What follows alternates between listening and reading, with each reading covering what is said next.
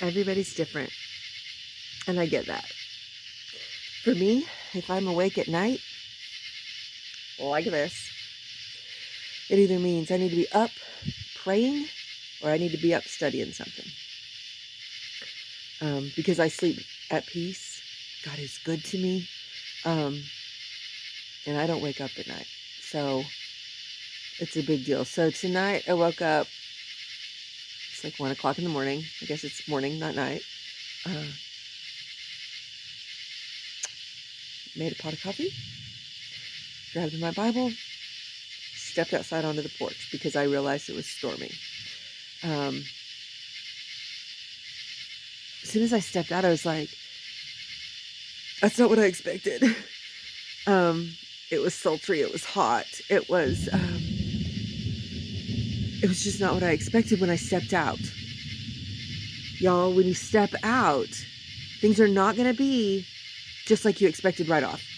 You've got to step out, but you've got to weather the storm. You've got to do what you've got to do.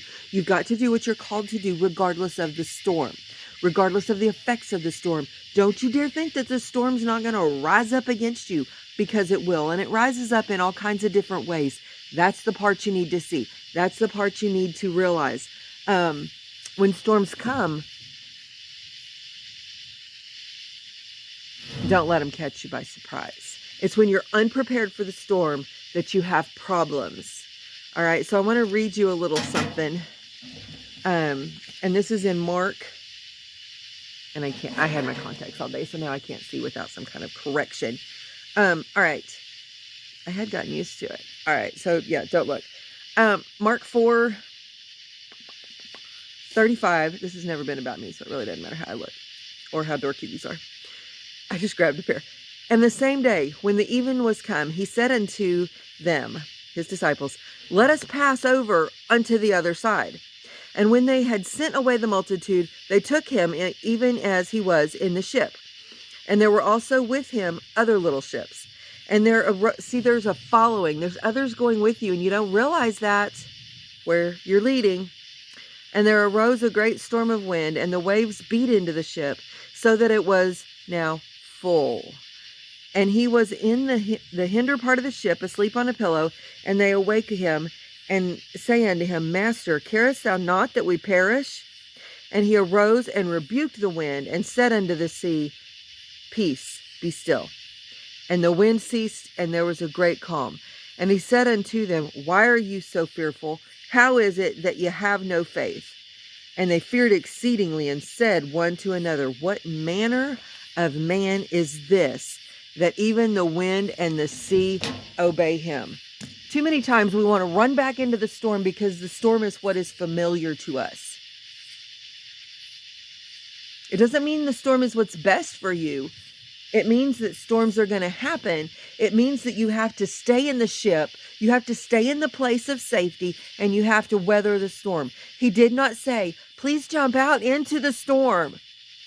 Please do not go back. What he said was, let's go to the other side. So know that. Jesus did not tell the disciples, jump into the storm. Stay in the storm. Your place is in the storm. Instead, he saw that the storm was affecting the disciples, and he calmed the storm. But see, he took them out of the storm. He calmed the storm, but he still took them to the other side. They didn't stay in the boat where the storm was. They went to the other side. The whole point is to go to the other side. The point of that story wasn't the storm.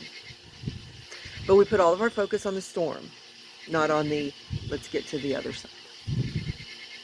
What's your storm? What's your other side? What is your stepping out? That's where the moral of your story is. And within all that, you find your calling.